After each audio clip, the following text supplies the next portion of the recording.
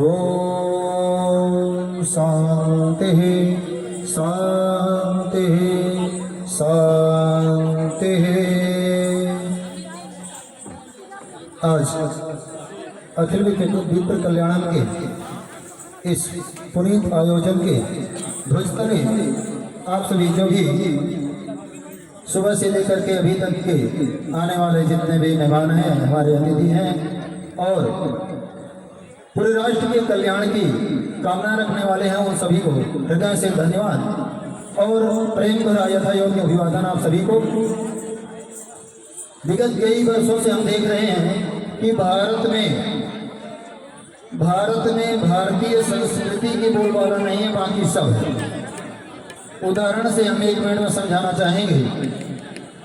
जैसे किसी गाड़ी का हॉर्न न बजता हो, बाकी सब कुछ बजता हो, उसमें बैठने वाले की क्या स्थिति होगी?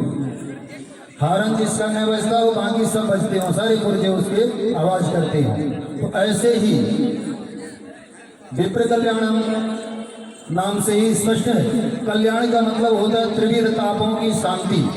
आपके मन में भी कोई चिंता न हो, आपके शरीर में भी कोई कष्ट न हो और अतिवृष्टि अनावृष्टि इत्यादि भी न हो।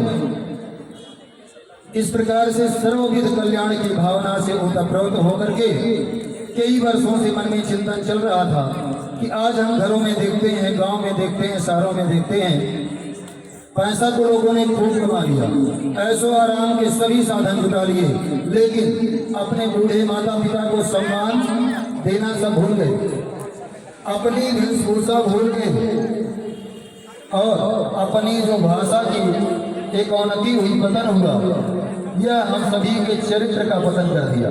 कहते निज भाषा उन्नत करे प्रथम जो सब कर मूल। दूसरा कहते हैं घर फूटे लेकर वल भयो, रावण बाल दोनों घर गए। अपने घर में विद्वेष हो जाना कभी ऐसा नहीं होता कि हम लोग अपने पूरे परिवार कुटुंब के साथ बैठ करके भोजन करें। एक दूसरे के प्रति सम्मान का अभाव हो गया है, प्रेम का अभाव हो गया है, एकता का अभाव हो गया है। बोलने वाले सब, सुनने वाले कोई नहीं। निरंतर चरित्र का पतन हो रहा है, एक दूसरे में कलह मचा हुआ है। जिस संस्कृत भाषा को हम अपनी जननी मानते हैं, शास्त्र उसी भाषा में लिखे गए हैं, उसमें अभी तक कोई गाली शब्द नहीं आया है। किसी को गाली देना है तो संस्कृत में कोई शब्द नहीं है। अगर कुछ शब्द हैं तो इतने प्यार से कहेंगे कि सुनने वाले को लगेगा हमें पुरस्कार दे रहे हैं। जैसे ब्राह्मणों में कोई नीच हो, दुष्ट हो, उसको कहेंगे ब्रह्म बंधु। क्षत्रियों में कोई नीच हो तो छात्र बंधु। इसके अलावा ऐसे शब्द हैं। आप हमें प्रणाम किए, हम उत्तर नहीं दिया, यह सबसे बड़ा अपमान हो गया। तो इस प्रकार से परस्पर एक दूसरे के सम्मान की भावना, एक दूसरे से एकता की भावना, जहां आदिकाल से वेद है, इतिहास है, पुराण है, यह निरंतर गिरावट देख करके, बुजुर्ग माता पिता को वृद्धाश्रम में देख करके रोते हुए और विलखते हुए देख करके, परस्पर पति पत्नी में जो एक प्रेम का संबंध है उसमें भी कलह हो रहा है।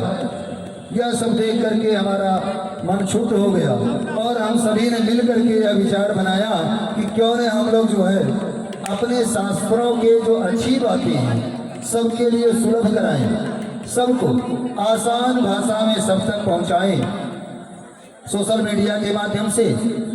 और जमीनी स्तर पर भी त्याग और तपस्या से पुष्ट होने वाला यह ब्राह्मण होता था। ब्राह्मण मतलब एक जाति नहीं, वह तेज और तपस्या से अपने आप को कसता था, पूरे शरीर को। ठंडी में 4 बजे उठना, स्नान करना, वेद इत्यादि अध्ययन करना, अनेकों कष्ट साध्य जो नियम थे उसको पालन करना। जैसे कोई सड़ा हुआ आम है तो उसको भी सड़ा आम ही कहेंगे, लेकिन आम कहना पड़ेगा। ऐसे ही ब्राह्मणों में कोई नीच है तो उसको ब्राह्मण शब्द लेना ही पड़ेगा। तो इस प्रकार से